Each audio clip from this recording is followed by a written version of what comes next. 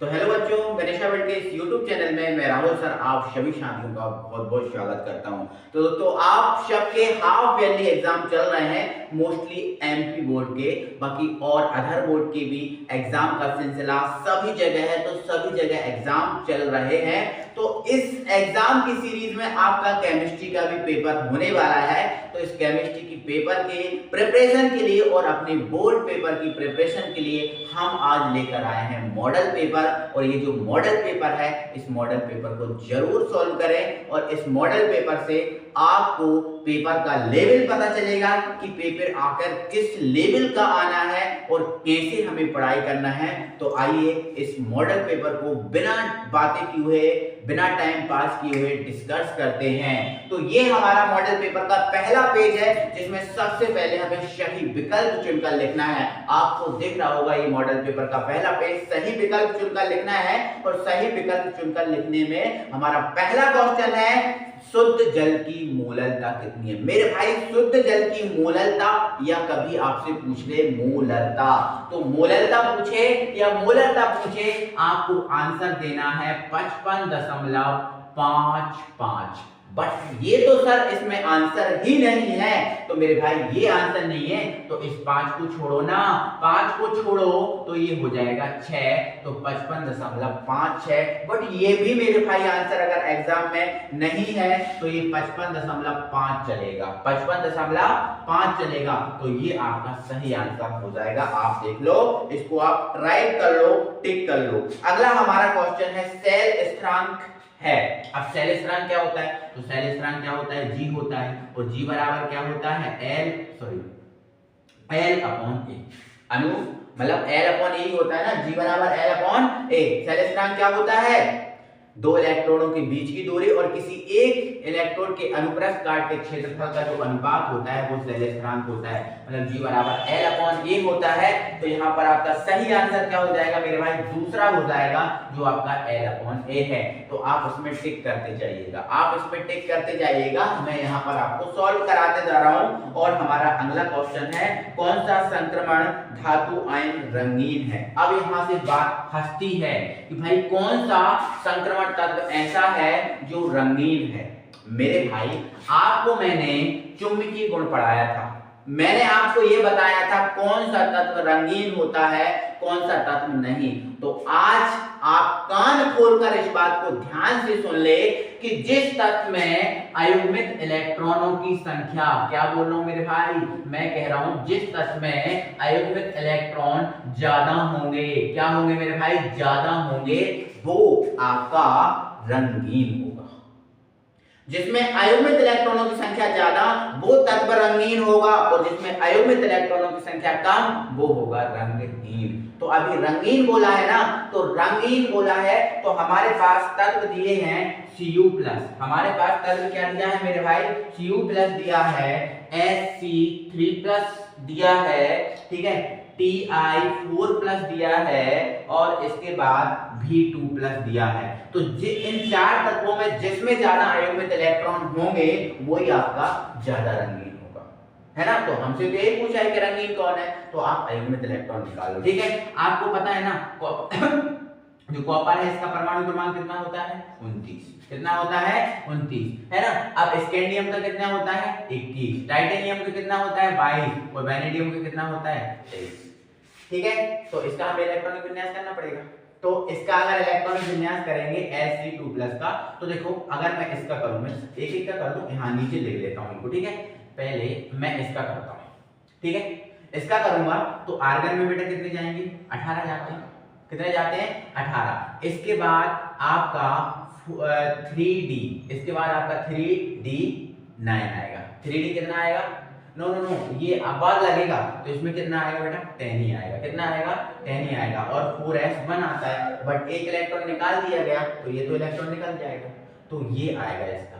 तो आप इसमें तो अयुग्मित इलेक्ट्रॉन होंगे ही, इसमें अयुग्मित इलेक्ट्रॉन होंगे नहीं, इसमें एक भी अयुग्मित इलेक्ट्रॉन नहीं है, क्योंकि डी में 10 इलेक्ट्रॉन जाते हैं और 10 ही है, पूरा भरा हुआ, मतलब इसमें कोई भी अयुग्मित इलेक्ट्रॉन नहीं है। अब बात करें स्कैंडियम की, किसकी बात करें? स्कैंडियम 3+।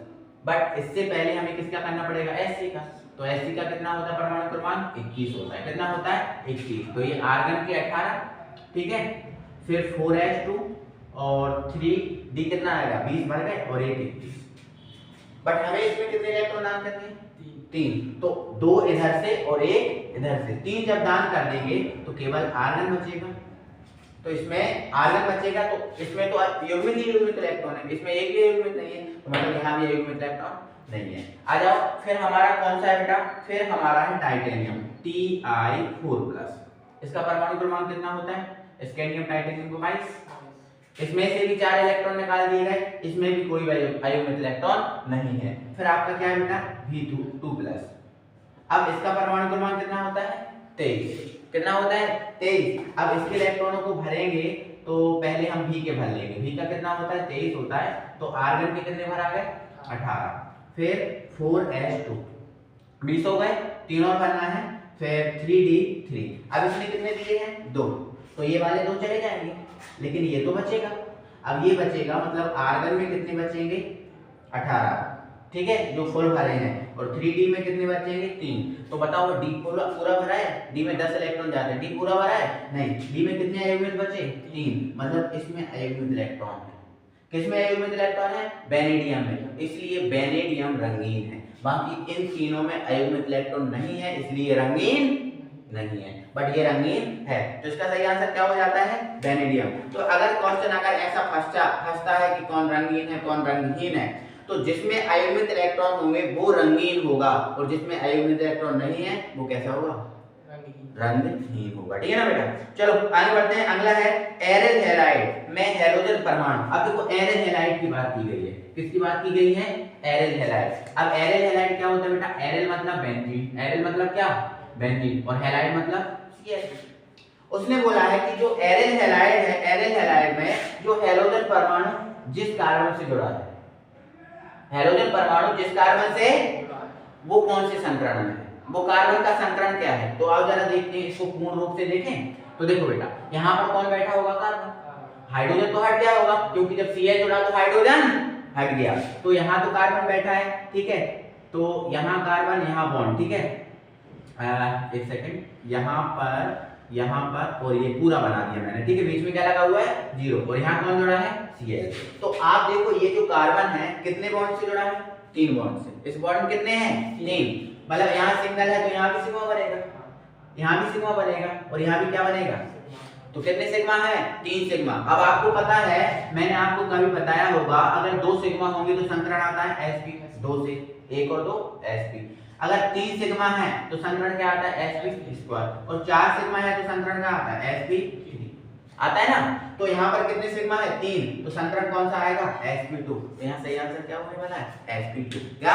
sp2। आप इसमें टिक लगाते जाना बेटा, है ना। आप टिक लगाते जाना, मैं यहाँ सॉल्व करा दे रहा हूँ, है ना। मैंने यहाँ एक क्लिप लगा दी है ताकि आपको पूरा देख सके कि मैं क्या सॉल्व करा रहा हूँ, ठीक है। मैं यहाँ सॉल्व कराते जा रहा हूँ, आप यहाँ टिक लगाते जाओ, ठीक है। चलो अगला बोला है एमीन की आकृति होती है। तो एमीन की आकृति होती है पिरामिडी। कैसी होती है? पिरामिडी। इसका पहला ही सही आंसर है ना। एमीन की आकृति कैसी होती है? पिरामिडी होती है, पिरामिडी, ठीक है बेटा। चलो अगला है जंतुओं में कार्बोहाइड्रेट किस रूप में संचित होता है? मतलब कार्बोहाइड्रेट की बात की है, कार्बोहाइड्रेट हमने पढ़ा है हमने कार्बोहाइड्रेट। तो यहाँ बोला गया है कि जो जंतु होते हैं उनमें कार्बोहाइड्रेट किस रूप में संचित होता है? किस रूप में संचित होता है? तो ध्यान रखना, आज के बाद अपने दिमाग में एक चीज डाल लो, ग्लाइकोजन के रूप में संचित होता है। किसके रूप में? ग्लाइकोजन के रूप में संचित होता है, ठीक है। चलो अगला है एमिनो अम्ल की प्रकृति कैसी होती है? अब हमने एमिनो में पढ़ा है एमिनो। अब एमिनो अम्ल क्या होता है बेटा? जैसे ये CH2 लिखा है, ये COOH लिखा है, और ये क्या लिखा है? NH2। क्या लिखा है? NH2। हमने एमिनो अम्ल पढ़ा है। एमिनो अम्ल वह होता है जिसमें एमिनो समूह और कार्बोक्सिलिक समूह दोनों उपस्थित होते हैं। अब हमने ये देखा एमिनो समूह कैसा होता है बेटा? क्षारीय। और कार्बोक्सिलिक समूह कैसा होता है बेटा? अम्लीय। कैसा होता है? अम्लीय। तो आप देखो ये अम्ल भी है और क्षार भी है, मतलब जो अम्ल हो और जो क्षार हो उसे उभयधर्मी बोलते हैं। क्या बोलते हैं? उभयधर्मी। तो टिक लगाओ उभयधर्मी। क्या लगाओ? टिक उभयधर्मी। तो एक शब्द में आंसर होते हैं हमारे नो नो नो नो, सही विकल्प होते हैं हमारे खत्म। और अब हम आ जाते हैं बेटा कहां? डायरेक्ट रिक्त स्थानों पर। तो एक रिक्त स्थानों की क्लिप आप देख लो। पहला हमारा रिक्त स्थान क्या है? प्रतिरोध का व्युत्क्रम। भाई साहब प्रतिरोध का व्युत्क्रम कौन नहीं जानता? बताओ, सब जानते हो ना। प्रतिरोध किसका व्युत्क्रम होता है? चालकता का। किसका होता है? चालकता। चालकता क्या होती है? C। तो प्रतिरोध का विक्रम क्या होता है? चालकता। क्या होता है? चालकता। तो यहाँ पर क्या बोलना था? प्रतिरोध का विक्रम चालकता। तो यहाँ क्या लिखना था? चालकता। शब्दों में लिखना था यहाँ पर चालकता। क्या लिखना था बेटा? चालकता। अगला क्वेश्चन हमारा है अभिक्रिया की दर। अभिकारक के सांद्रण के, ध्यान रखना हमने अभिक्रिया की दर को पढ़ाया था और हमने अभिक्रिया की दर में एक ही बात पढ़ी थी कि इकाई सांद्रण के साथ संपन्न होने वाली अभिक्रिया की दर को क्या बोलते हैं? इकाई सांद्रण के साथ संपन्न होने वाली अभिक्रिया की जो दर है उसे क्या बोलते हैं? बोलते हैं ना। तो अभिक्रिया की जो दर है वो सांद्रण की कैसी होती है? समानुपाती। मतलब सांद्रण बढ़ेगा तो अभिक्रिया की दर बढ़ेगी और सांद्रण घटेगा तो अभिक्रिया की दर घटेगी। तो सांद्रण की कैसी होती है? समानुपाती। अब यहाँ पर अगला है Zn केवल खाली स्थान ऑक्सीकरण अवस्था प्रदर्शित करता है। तो Zn तो भाई आपको पता है ना, Zn केवल 2+ को करता है ना। तो आप क्या लिख दोगे इसमें? +2। नहीं, ऐसे नहीं लिखना, +2 लिखना है, है ना। तो Zn केवल +2 ऑक्सीकरण अवस्था प्रदर्शित करता है। अगला है COFe का होल 6। यहाँ पर लिखा हुआ है COFe6, इस पर लिखा हुआ है 3+। खाली स्थान चक्रण संकुल है। तो ध्यान रखना, ये इस संकुल को तो आप रट मारो कि भाई ये अगर आए तो इसमें आंसर एक ही देना है, ये उच्च चक्रण संकुल है। कौन सा चक्रण संकुल है? अभी अपना टेस्ट हुआ था उसमें भी इस क्वेश्चन को देखा था हमने, है ना। तो ये उच्च चक्रण संकुल है ना बेटा। Fe2+, ये वाला संकुल है, ये उच्च चक्रण संकुल है, ठीक है। अगला है कास्ट स्प्रेड का रासायनिक सूत्र। अब भाई साहब हमने देखा था कास्ट स्प्रेड, मैथिलीकृत स्प्रेड, मैथिलीकृत स्प्रेड पढ़ा था हमने। हाँ, तो कास्ट स्प्रेड का बेटा सूत्र होता है CH3 सिंगल बॉन्ड OH। मतलब जो मैथिल अल्कोहल होता है ना, इसको ही हम कास्ट स्प्रेड बोलते हैं। मैथिल अल्कोहल को ये बेटा क्या बोलते हैं? कास्ट स्प्रेड बोलते हैं। जिसका सूत्र क्या है? CH3 single bond OH। अगला है एक रिएक्शन है, अगला एक रिएक्शन है और उस रिएक्शन में आपको थोड़ा सा कंफ्यूज किया गया है। बाकी कंफ्यूज वाली कोई बात नहीं है क्योंकि हम आपके साथ हैं, ठीक है। तो यहाँ पर लिखा हुआ बेटा CH3 और ये लिखा हुआ HI। क्या लिखा हुआ बेटा? HI। और यहाँ पर आपको ब्लैक दे के रखा है कि बताओ यहाँ क्या आएगा। तो सिंपल है यार, क्या है यहाँ पर CH3 किसके साथ जाएगा? I के साथ। किसके साथ जाएगा? I के साथ। तो ये क्या बन जाएगा?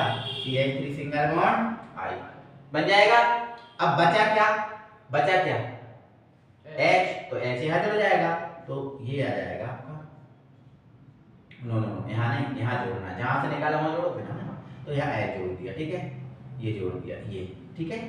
और ये CH3 सिंगल बॉन्ड I यहाँ लिख दिया मैंने, ठीक है। आया समझ में?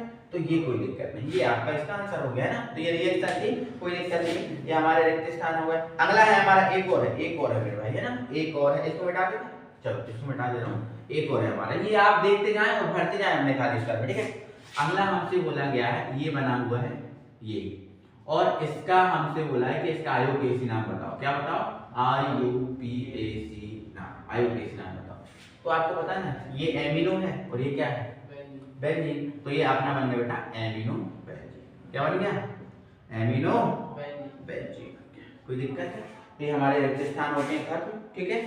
चलो आगे बढ़ जाएंगे और एक शब्द में आंसर। अब हमारे आते हैं एक शब्द में आंसर, जरा इनको भी देख लेते हैं। एक शब्द में आंसर में पहला हमारा है नॉर्मलता ज्ञात करने का सूत्र लिखिए। कितना सिंपल है यार, सबको आता होगा यार, ये कौन नहीं जानता। जिसको आता है वो जल्दी से जल्दी आगे बढ़ो। 2x की स्पीड में देखो, है ना। तो नॉर्मलता ज्ञात करने का सूत्र क्या है? n बराबर W into 1000 upon TB into VML। ये है ना, ये लिख दिया हमने, कोई दिक्कत नहीं है, ठीक है। अब नेक्स्ट है आर्हेनियस समीकरण लिखिए। भाई आपको ये कुछ फार्मूले हैं, मैथ इनको याद रखना है, ठीक है। आर्हेनियस समीकरण क्या होता है? K बराबर A dot E to the power minus EA upon IT। ये होता है ना, तो आपको ये लिखना था, कोई दिक्कत नहीं है, ठीक है। अगला है Cu2 प्लस का इलेक्ट्रॉनिक विन्यास। बेटा आपसे Cu2 प्लस का इलेक्ट्रॉनिक विन्यास बोला है, किसका बोला है? Cu2 plus. बता देंगे यार, कोई दिक्कत नहीं, इसको हटा दे रहा हूं मैं। चलो थोड़ा सा नीचे करता हूं। Cu2 प्लस का हमें इलेक्ट्रॉनिक विन्यास बताना है, बट इससे पहले आप Cu का देखना है। Cu का परमाणु क्रमांक कितना होता है? 29। इसके इलेक्ट्रॉन को भरेंगे तो आर्गन में कितने बनाएंगे? 18। कितने बनाएंगे? 18 बनाएंगे ना बेटा, 18 बनाएंगे, ठीक है। अब 4s2 20 हो गए। अब कितने बचे? 9। तो 3d9। बट आपको पता ना कॉपर में तो क्या लगता है, अब्बाल लगता है ना बेटा, अब्बाल लगता है, तो इसका एक इलेक्ट्रॉन इधर जाता है, तो इसमें भराते हैं 10 और इसमें भराता है 1। बट ये तो हमने कॉपर का किया, हमें करना क्या है, Cu का करना है। तो हमें कितने इलेक्ट्रॉन निकालने बेटा, 2। तो एक इधर से निकलेगा और एक इधर से, एक इधर से और एक इधर से, तो ये आर्गन लिख दिया, ठीक है। और इसमें से एक इधर से क्या, एक इधर से, तो 3D में कितने बचे, 9, ये इलेक्ट्रॉन। सिंपल, कोई दिक्कत है, हमने आर्गन के रूप में भर दिया। आपको पूरा भरना हो तो पूरा भर देना, वही लगना पड़ेगा। फिर 1s2 2s2 है ना, 2p6 3s2 3p6 और 3d9। आपको ऐसे भरना हो, ऐसा भरना ना, वरना आर्गन लिख देना, कितना क्यों फालतू परेशान हो रहा है, ठीक है। चलो अगला है EDTA की संरचना बनाइए। ओह माय गॉड, EDTA आपको पता है षड्धातु लिगेंड है, ये भी एक इंपॉर्टेंट है।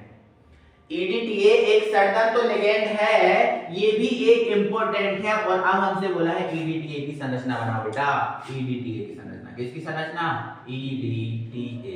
तो आपको पता है कौन सा तंतु लिगेंड है, षड्धातु, कौन सा है, षड्धातु है ना। और इसका फुल फॉर्म क्या है बेटा, पता है क्या है, क्या है, जल्दी बताओ, चुपके से बता दो। Ethylene, D for E for ethylene, D for diamine, ethylene diamine, T for tetra, A for acetate। क्या होता है बेटा, एसीटेटो, ये है इसका फुल फॉर्म। अगर संरचना बनाए तो देखो, इसने बोला ना एथिलीन बनाओ, तो बना दो यार, कोई दिक्कत है क्या, ethylene CH2 single bond CH2। अब उसने बोला डाइएमीन बनाओ, कितने एमीन बना बेटा, 2, तो ये एमीन बना, परेशानी नहीं। अब उसने बोला टेट्रा मतलब 4 एसीटेटो, कितने एसीटेटो बेटा, 4 एसीटेटो, जोड़ दो, एक इधर एक इधर एक इधर, ठीक है। तो CH3COO और CH3COO इधर उल्टा जोड़ दो, कोई दिक्कत नहीं, CH3COO CH3COO minus minus minus minus, कोई दिक्कत, कोई परेशानी नहीं। ये इसका संरचना हो गया है ना। अगला है हमारा उपसय संयोजन संख्या 6 वाले संकुल यौगिक में सामान्यतः किस प्रकार का संकरण पाया जाता है। मतलब सामान्य उपसय संयोजन संख्या कितनी है, 6। तो आप देखो 6 में कौन सा संकरण बनता है, 6 में बनता है बेटा sp3d स्क्वायर। देखो 1s 3p 2d, 3 और 2 5 और 1 6 हो रहा है ना, तो sp3d, ठीक है। चलो अगला है बेंजीन से एनिलीन प्राप्त करने का रासायनिक समीकरण बताओ। ओह माय गॉड, बेंजीन से एनिलीन बनाना है, कितना सिंपल सा नहीं लग रहा यार। हाँ, बेंजीन से क्या बनाना है बेटा, एनिलीन बनाना। आओ जरा बनाते हैं, इसको मिटाते, चलो कोई दिक्कत नहीं, मिटाते चलना है ना। बेंजीन से एनिलीन, तो ये हमारे पास क्या है बेटा, बेंजीन है, क्या है, बेंजीन, फिंगर रिंग के ऊपर H। इससे क्या बनाना है, एनिलीन बनाना, एनिलीन बना यार, अमोनिया क्लियर करो। कितने H हैं, 3, एक H को इस H के साथ बाहर कर दो H2 बना के, ठीक है। और बचा क्या, NH2, क्या बचा, NH2, जिसको कहां जोड़ दो, रिंग के बस यार, सिंपल है यार, कोई दिक्कत नहीं है यार, ठीक है। डीएनए अणु में उपस्थित शर्करा का नाम बताओ भाई साहब, डीएनए, डीएनए तो आपको पता है ना डीऑक्सीराइबो शर्करा होती है, तो आप लिखते हो ना डीऑक्सी, डीऑक्सी, ऑक्सी लिखा बेटा ना, ऑक्सी भावनाओं को समझना है ना, राइबोस, डीऑक्सीराइबोस शर्करा है ना, डीऑक्सीराइबोस शर्करा, ओके, कोई दिक्कत, चलो आगे बढ़ो। डीऑक्सीराइबोस शर्करा हो गया। अगला है सही जोड़ियां, क्या बेटा, सही जोड़ियां, आ जाओ सही जोड़ियों पे। सही जोड़ियां आपको दिख रही हैं, मिलान करो यार, है ना, मिलान करो। सीरियम किससे मिल जाएगा, सीरियम मिल जाएगा 3+ से, सीरियम किससे मिल जाएगा 3+ से, आप मैच करते जाओ, सीरियम किससे मिल जाएगा 3+ से, मिला लेना है ना। अब लिखा है एक संकुल K4FeCl का होल 6, मतलब ये लिखा है, एक सेकंड इसको मिटा देता हूं ना, सीरियम को 3+ से मिला देना, ठीक है। अब ये लिखा है K4FeCl का होल 6। अब इसमें बोला है, अब हमसे ये नहीं बोला कि इसमें क्या है, बट इसकी ऑक्सीकरण अवस्था से मैच करना है ना। तो यहाँ पर Fe देखो कितना ऑक्सीकरण अवस्था में, ये -6 और ये 4 प्लस पे, तो 6 में से 4 घटा तो कितना बचेगा 2, मतलब यहाँ +2, तो इसको +2 से मैच कर देना, ठीक है। अब लिखा है C2H5 single bond OH, C2H no यार, हाँ C2H5 सिंगल बॉन्ड OH, भाई साहब ये सीरा है, सीरे से एथिल अल्कोहल बनाते ना, ये वो अल्कोहल, देखो ये अल्कोहल का सूत्र है, बट ये उस अल्कोहल का सूत्र है, देखो हमसे बोला है C2H5 सिंगल बॉन्ड OH, ये एथिल अल्कोहल है। लेकिन ये एथिल अल्कोहल सीरे से मैच होगा, क्यों? क्योंकि यहाँ पर ये बताया गया है कि हमने ये जो अल्कोहल है वो सीरे से प्राप्त किया, तो ये सीरा आएगा इसमें, ठीक है, सीरे से मैच कर देना। नेक्स्ट है RCHO, क्या है? RCHO, बताओ एल्डिहाइड है, और ये एल्डिहाइड रोजनमुंडा वाला है ना, तो मतलब हमें पता है ना रोजनमुंडा विक्रिया एल्डिहाइड देता है, तो इसको रोजनमुंड से मैच करा देना, ठीक है। चलो नेक्स्ट है C6H5N2Cl, C6H5N2Cl, तो ये बेंजीन डाई एल्युमिनियम लवण है ना, तो एल्युमिनियम लवण से कर देना इसको, ठीक है। चलो अब ग्लूकोज, सबको पता है एल्डोन हेक्सोस होता है ना, और फ्रक्टोज कीटो हेक्सोस, तो ये हमारे ऑब्जेक्ट खत्म होते हैं, ठीक है। अब हमारे ये ऑब्जेक्ट खत्म हो जाते हैं बेटा, है ना। चलो कोई दिक्कत नहीं है, आगे बढ़ो अगले क्वेश्चन पे। अगला है यदि 22 ग्राम बेंजीन, न्यूमेरिकल है, आपसे बन जाएगा, आपसे बन जाएगा, ये न्यूमेरिकल है, ठीक है। अणु संख्या गुण की परिभाषा, अरे यार बनता है यार, सब कुछ बनता है ना। किसी विलयन की चालकता तनुता के साथ क्यों बढ़ जाती है? किसी कोई जो विलयन है उसकी चालकता तनुता के साथ क्यों बढ़ जाती है, ठीक है। तो भाई तनुता चालकता के साथ क्यों बढ़ जाती है? नो नो नो, किसी विलयन की चालकता, जो चालकता होती है ना, एक मिनट, किसी विलयन की चालकता, क्या बोला है उसने? चालकता, चालकता मतलब सी, चालकता मतलब सी।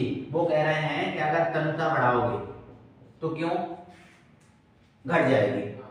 अच्छा तनुता बढ़ाएंगे तो क्यों घट जाएगी? कारण बताऊं, क्योंकि आपको पता है चालकता है, प्रतिरोध का क्या होता है? व्युत्क्रम।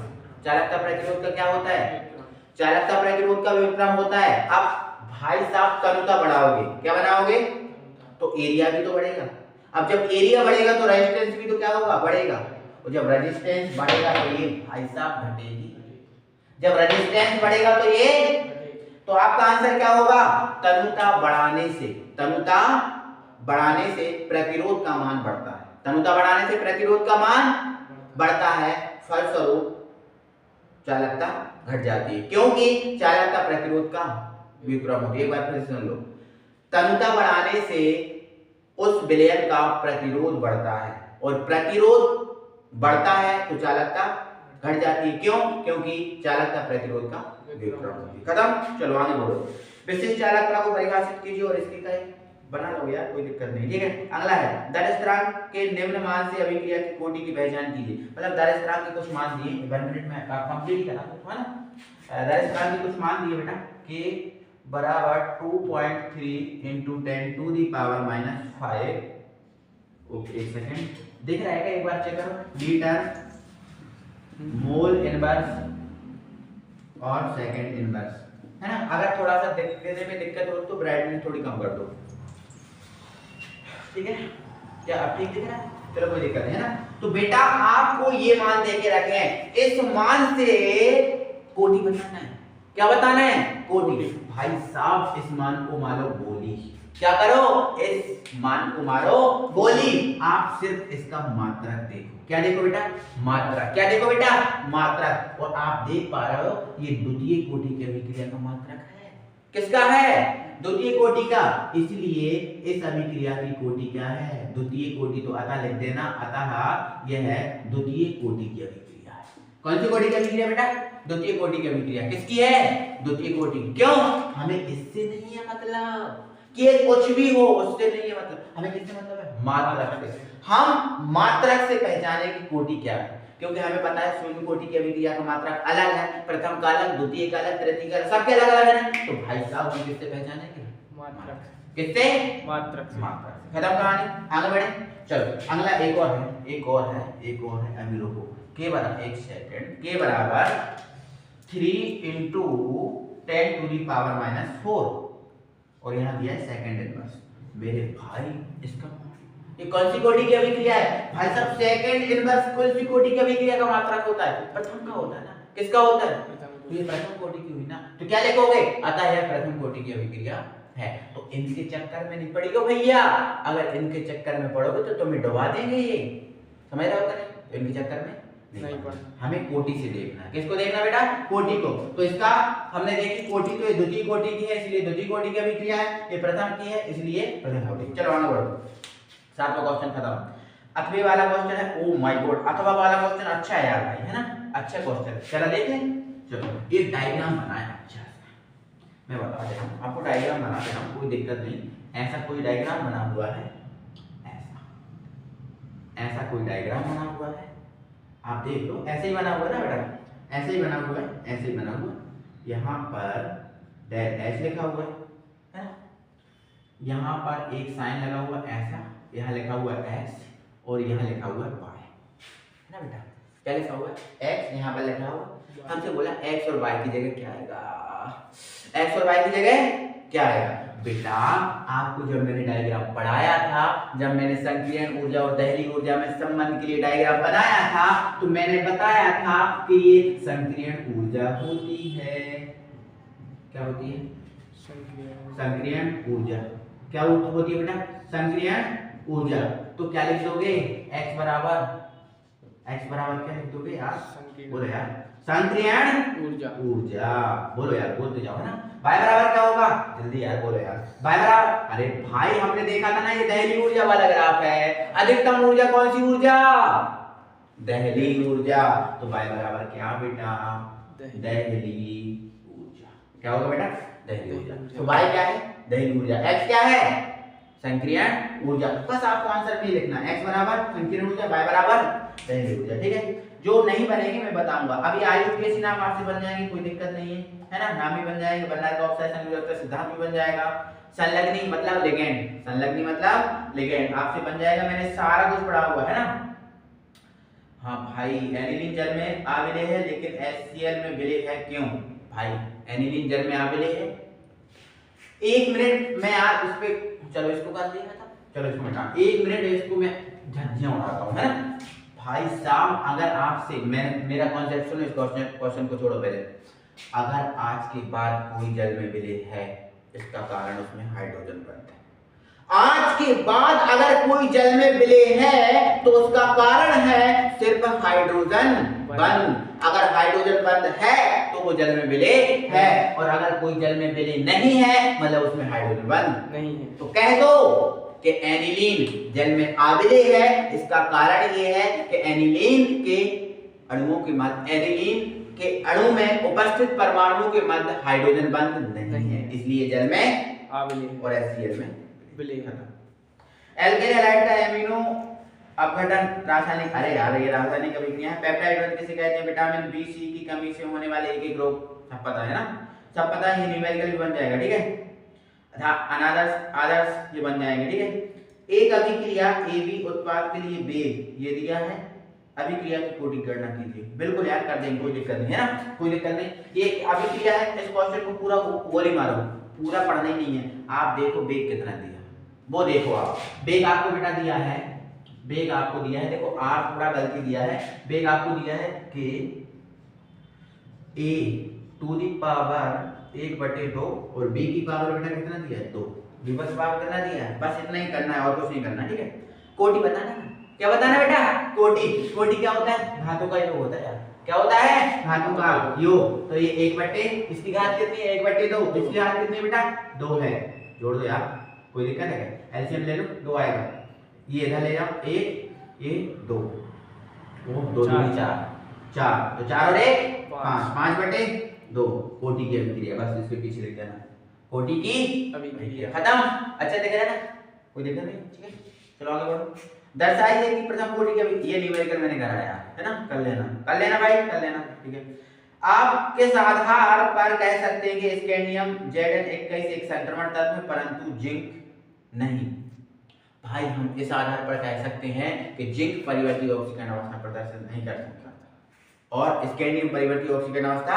तो इसका आंसर आप ये लिखोगे, पहले आप क्या करना, दोनों के इलेक्ट्रॉनिक विन्यास लिख देना, दोनों के क्या लिख देना? इलेक्ट्रॉनिक विन्यास, है ना। जैसे आप स्कैंडियम लिखना, क्या लिखना? स्कैंडियम, उसका इलेक्ट्रॉनिक विन्यास लिख देना। कैसे लिख दो मैं बता देता हूं, आर्गन, ठीक है, और 4s2 3d1 ये लिख देना। ठीक है, और यहाँ जिंक का लिख देना, किसका लिख देना? जिंक, 30 होता है ना बेटा, आर्गन, ठीक है, और ये 4s2 और 3d, हाँ 3d10।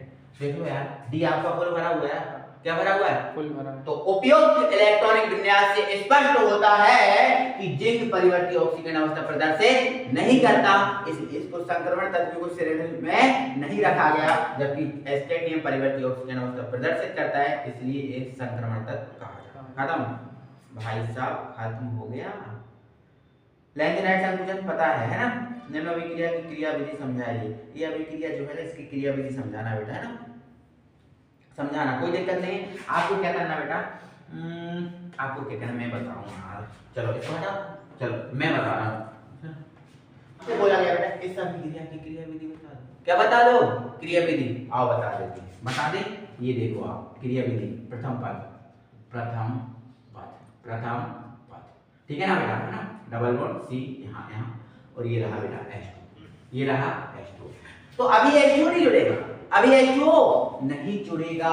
सबसे पहले क्या करेगा, ये जो आपको दिख रहा है ना, ये अपना वो अपन ने पढ़ा था इलेक्ट्रोमैग्नेटिक प्रभाव 11 में, इलेक्ट्रोमैग्नेटिक प्रभाव पढ़ा था ना, उस इलेक्ट्रोमैग्नेटिक प्रभाव का सबसे पहले बेटा ये क्या करेगा, अपना जो डबल बॉन्ड है, इस डबल बॉन्ड के इलेक्ट्रॉन इस कार्बन को देगा। अब जब डबल बॉन्ड के इलेक्ट्रॉन ये इस कार्बन को दे देगा, तो भाई साहब आप देखो, इसने दिए और इसने लिए, तो जो देता है उस पर क्या आ गया, और जो ले लिए उसने इलेक्ट्रॉन उस पर क्या आ गया, माइनस, तो इस पर आ गया माइनस। कोई प्रॉब्लम है? सबसे पहले ये होगा, मतलब ये पहले अपने द्विबंध के जो इलेक्ट्रॉन है इसको दे देगा, तो जो लेगा उस पर माइनस, जो देगा उस पर प्लस, इस पर प्लस, इस पर माइनस। प्रथम पद में होगा। और अगले पद में क्या होगा, अगले पद में पता क्या होगा, अगले पद में जो ये बन गया ना, ये दिख रहा है ना आपको, ये रुक जाओ यार, मैं इसको बना देता हूँ अच्छे से, ठीक है ना? ये दिख रहा है ना, ये अब H2O से क्रिया करेगा। H2O बेटा मतलब HOH, OH पर माइनस, H पर प्लस, OH पर माइनस, H पर प्लस, ठीक है? या फिर आपको दिख रहा है ना ये HOH, क्या दिख रहा है? HOH। अब OH, हाँ हाँ बेटा, H किससे जुड़ जाएगा? इससे। H किससे जुड़ जाएगा? इससे। और OH जुड़ जाएगा इससे। यार नहीं यार, नहीं, रुको रुको रुको एक मिनट। H पर होता है प्लस, OH पर किससे होता है? माइनस। तो ये जुड़ जाएगा माइनस वाला प्लस से, और प्लस वाला माइनस से, ठीक है? तो आगे क्या बन जाएगा, ये C, ये जब इससे जुड़ेगा तो इसका प्लस खत्म, ठीक है? तो इससे कौन जुड़ गया? OH, और ये C, और इससे कौन जुड़ गया? ठीक है, ये बन गया। अब इसको आगे पीछे लिखा है, कोई दिक्कत नहीं, इसको इधर लिख दो, इसको इधर लिख दो, कोई दिक्कत नहीं है ना उससे, ठीक है? तो इसकी क्रिया विधि होगी, ठीक है? अगला क्वेश्चन है वो फिनॉल से पिक्रिक अम्ल प्राप्त करना है। फिनॉल की नाइट्रिक अम्ल से क्रिया करा देना, फिनॉल का नाइट्रीकरण करा देना बेटा, फिनॉल का क्या करा देना? नाइट्रीकरण। फिनॉल का क्या कराओगे? नाइट्रीकरण करा दो यार, इसको मिटा दो पहले ना। फिनॉल का क्या करा देना आप? नाइट्रीकरण। पिक्रिक अम्ल प्राप्त हो जाएगा। ये रहा हमारे पास क्या? फिनॉल। रिंग के ऊपर क्या? OH। इसका आप नाइट्रीकरण करा देना। क्या करा देना? नाइट्रीकरण। यहाँ का और यहाँ का आपको बताना। मैंने आपको बताया था फिनॉल का जब करण वाली रिएक्शन होती है, इसमें फिनॉल में जितने भी करण वाली रिएक्शन उसमें 2,4,6 बनता है, तो इसका नाइट्रीकरण कराओगे, मतलब HNO3 से क्रिया कराओगे, है ना? इसको कैसे लिखते हैं? OH और NO2। हम इसके 3 अणु ले लेंगे, तो 3H, 4H, 5H और कितने H? 6H, 6H 3O, क्या बन जाएगा? 3H2O। और ये 3 NO2 बने हैं ना, यहाँ और यहाँ जुड़ जाएगा, ठीक है बेटा? तीनों जगह बेटा जुड़ जाएगा ये OH, यहाँ पर NO2, यहाँ पर NO2 और यहाँ पर NO2। ये पिक्रिक अम्ल बन गया, ठीक है? फिर ऑर्थो और पैरा ब्रोमोफिनॉल, तो ये आपको ब्रोमीन जल द्वारा कराना पड़ेगा। किसके द्वारा? ब्रोमीन जल द्वारा। इसको मिटा दे रहा हूँ, तो ये तो अपना हो चुका है। अब इसका ऑर्थो पैरा ब्रोमोफिनॉल चलाना है ना, ठीक है? ये रहा हमारा OH, ठीक है? यहाँ पर ऑर्थो और पैरा को चाहिए, तो ऑर्थो का H ओपन करना और पैरा को H ओपन करना, ठीक है? अब ब्रोमो चाहिए ना, तो Br2 से क्रिया करा देना, इसके, लेकिन यहाँ CH2 विलायक लेना पड़ेगा। क्या लेना पड़ेगा? हमने देखा ना CH2 विलायक से क्रिया कराते हैं तो ऑर्थो पैरा बनता है, ठीक है? तो इसके आप कितने अणु लेना? 2, तो 4 Br हो गए। 2 Br दोनों H के साथ क्या बना लेंगे? 2H Br, और 2 Br बचे वो जुड़ जाएंगे कहाँ? एक OH, एक जुड़ जाएगा यहाँ Br और एक जुड़ जाएगा यहाँ। ये रिएक्शन कंप्लीट, ठीक है? तो बन जाएगी, कोई दिक्कत नहीं है। अब सैलिसिलिक अम्ल बना लोगे, है ना? क्या बना लोगे? सैलिसिलिक अम्ल। वो फिनॉल से सैलिसिलिक अम्ल बनाना है, तो ये बना लोगे आप। नहीं बना पाओगे? बन जाएगा यार। है ना। ठीक बना लेना, ये आपके लिए रिएक्शन है। बोट्स अभिक्रिया फ्रीडल क्राफ्ट अभिक्रिया कौन नहीं कर पाएगा, है ना। फिर SN1 SN2 अभिक्रिया कर लोगे, है ना। मानक हाइड्रोजन इलेक्ट्रोड बनाना है, बना ही लोगे। फैराडे के विद्युत अपघटन के नियम लिखना है, ठीक है। फिर आपकी गाटरमैन कोच एल्डोल कैनिजारो यार कर लोगे सब कुछ, है ना, कर लोगे ना। अब ये 4 रिएक्शन है थोड़ी दमदार, 4 रिएक्शन है क्या दमदार थोड़ी। तो यार पहली रिएक्शन जो आपको दिख रही है ना, इस पहली रिएक्शन में तो जो OH दिख रहा है ना, इस OH को, ये जो OH दिख रहा है ना बेटा, इस OH को इस O के साथ बाहर कर दो H2 बना के, है ना। और जो NH2 बचा है इस O की जगह क्या कर दो NH2 जोड़ देना सिंगल बॉन्ड लगा के, ठीक है। दूसरी वाली रिएक्शन में क्या बनेगा, हाँ दूसरी वाली रिएक्शन में NaOH के साथ रिएक्शन करानी है। तो भाई साहब यहाँ पर क्या करना है NaOH, भाई निकल जाएगा, क्या दिक्कत है ना। ये कैसे बनेगा थोड़ा बता रहा हूँ, है ना, 1 मिनट में चारों को ही बता दे रहा हूँ एक बार, है ना, चारों को ही बता दे रहा हूँ बेटा, ठीक है। थोड़ा समय और ले रहा हूँ आप लोग का, ठीक है।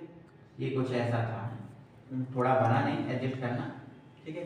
इसकी OH और NH2 से रिएक्शन करना है, ठीक है।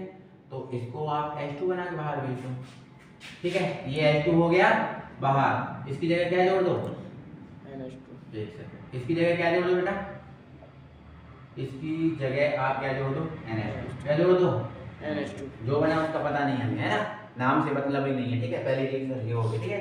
अब दूसरी अपनी क्या है, यहाँ पर ये रिंग बनी हुई है, 0 लिख दो, ठीक है, रिंग बनी हुई है, यहाँ पर लिखा है CHO, क्या लिखा है CHO, भाई ये NaOH से रिएक्शन है, कौन सी रिएक्शन है NaOH। और हमने बताया ना जब बेंजेल्डिहाइड की, इसकी बेंजेल्डिहाइड की NaOH से रिएक्शन कराई जाती है तो कैनिजारो अभिक्रिया होती है, कौन सी अभिक्रिया कैनिजारो, बेंजेल्डी अल्फा हाइड्रोजन विहीन एल्डिहाइड देता है ना, तो ये कौन सी अभिक्रिया बनेगा बेटा कैनिजारो, तो यहाँ कैनिजारो कंप्लीट कर देना, ठीक है। चलो अब नेक्स्ट आपको भाई गर्म करना है, क्या करना है बेटा गर्म करना है, कोई दिक्कत नहीं है। यहाँ से जो ये बना है रिंग के ऊपर CO, रिंग के ऊपर क्या लिखा है CONH2, इसमें से H2 बाहर कर देना, क्या बाहर कर देना H2, और यहाँ पर क्या बन जाएगा CONH2 जो आपका बेंजामाइड हो जाएगा, क्या हो जाएगा बेंजामाइड। नेक्स्ट रिएक्शन भी आप क्या करना, इसमें से जल को बाहर करना, ये कर लेना, नेक्स्ट भी आपकी है। और अगला है जो अगली रिएक्शन आपको दिख रही है बेटा, ये आपकी वो अभिक्रिया है HPZ अभिक्रिया, कौन सी अभिक्रिया HPZ अभिक्रिया है, कौन सी है HPZ, आपको कराई गई है, कर लेना, ठीक है। तो यहाँ से आपका पेपर होता है खत्म, तो ये भाई साहब आप जरूर कर लेना, है ना। अगर इस पेपर में कहीं दिक्कत आ रही है तो कमेंट बॉक्स में कमेंट करो कि सर हमें यहाँ दिक्कत है, हम वो सॉल्व कराएंगे फिर से, ठीक है। तो जरूर आप, है ना।